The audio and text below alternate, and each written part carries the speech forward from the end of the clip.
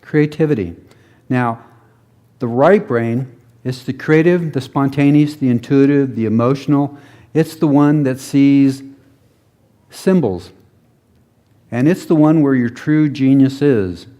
And what is suppressed in schools? The right brain, okay? In schools, what are they doing as far as their teaching methodology?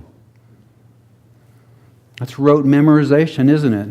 You know, the kids that do the best in school are the ones that can just memorize. And they have the ability to, basically dump that information in their brain, and then as soon as they take the test, it's gone. I was one of those people. I had the incredible ability to remember things for like 4 hours.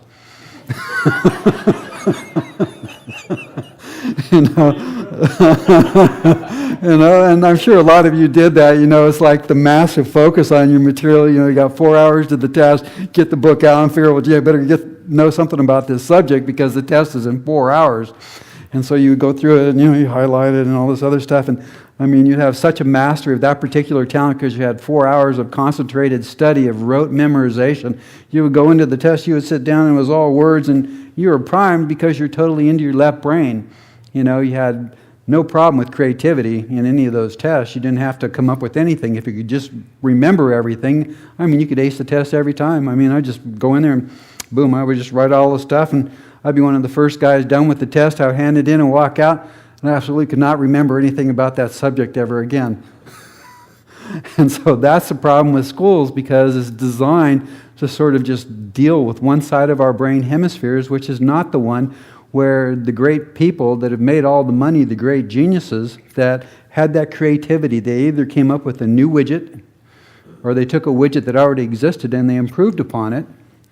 And basically, the ones that made the most money, who do you think made the most money? The ones that created a new widget, or the ones that took a widget that already existed, that already had a market, and made that widget better? The second one. Why is that? Because you already know there's a market. That's right. There's already a market. Now, you already know it works. You already know it works. That's right. Okay, now, how many people here have made $1 gazillion on the internet? What's wrong? What does everybody in marketing tell you to do? No. How are all the people that are teaching internet marketing, what do they tell you to do that you're going to make a lot of money? Solve a problem. Okay? And a lot of them are telling you, you've got a story in you. You've got to write your story.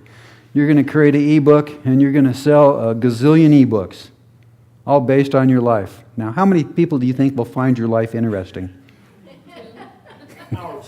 My mother. Your mother? Maybe your dad?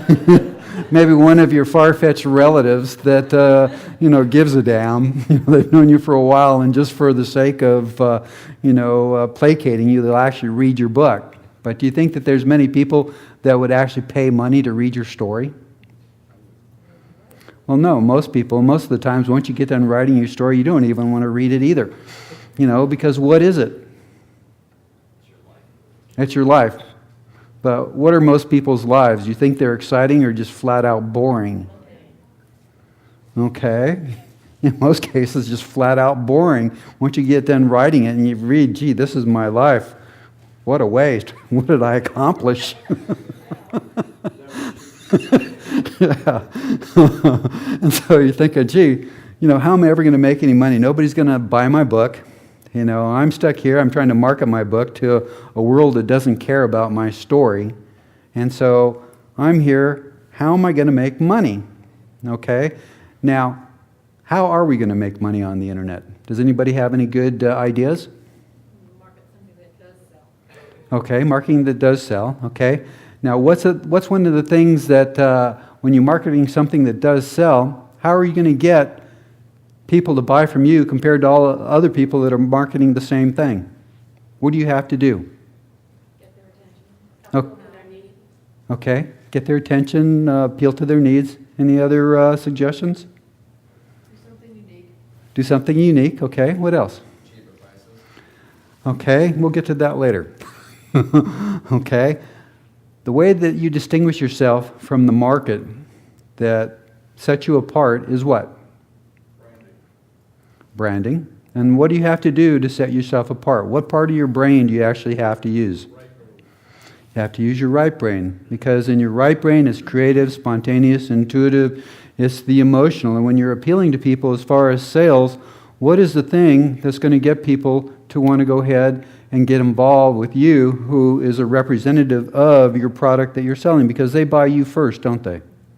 What is the one key element that everybody tells you you need to access? Emotion.